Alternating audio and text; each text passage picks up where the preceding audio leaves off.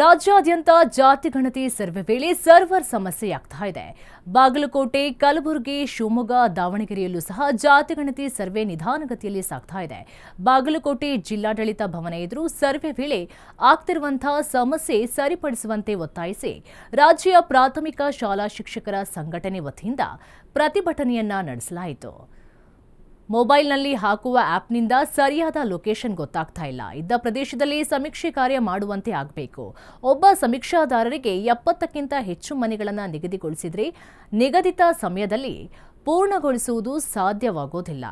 ಸಮೀಕ್ಷೆ ಮಾಡಲು ಸಿದ್ಧ, ಆದರೆ ಆಪ್ನಲ್ಲಿ ಸರಳ ಮಾಡಿಸಿ, ಇಲ್ಲವೇ ಮ್ಯಾನುವಲ್ ಮಾಡಿಸಿ.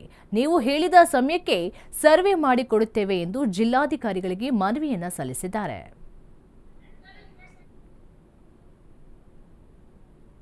ಜಾತಿ ಸಮೀಕ್ಷೆಯಲ್ಲಿ ತಾಂತ್ರಿಕ ತೊಂದರೆ ವಿಚಾರವಾಗಿ ಡಿಸಿಎಂ ಡಿಕೆ ಶಿವಕುಮಾರ್ ಮಾತನಾಡಿ, ಗೊಂದಲ ಏನಿಲ್ಲ, ಜಾತಿ ಗಣತಿ ಸಮೀಕ್ಷೆ ನಡೀತಿದೆ ಎಂದರು. ಜನರು ಸಮೀಕ್ಷೆಯಲ್ಲಿ ಭಾಗವಹಿಸಿ ಮಾಹಿತಿಯನ್ನ ಬರೆಸಬೇಕು. ನಿಮಗೆ ನೀವೇ ನ್ಯಾಯವನ್ನ ಕೊಡಿಸುವಂತಹ ಕೆಲಸ ಮಾಡಿ. ಸಮೀಕ್ಷೆ ವಿಸ್ತರಣೆ ಬಗ್ಗೆ ಸರ್ಕಾರ ತೀರ್ಮಾನ ಮಾಡುತ್ತೆ. ಆರಂಭದಲ್ಲಿ ಎಲ್ಲವೂ ಸಹ ನಿಧಾನವಾಗಿರುತ್ತೆ ಎಂದರು.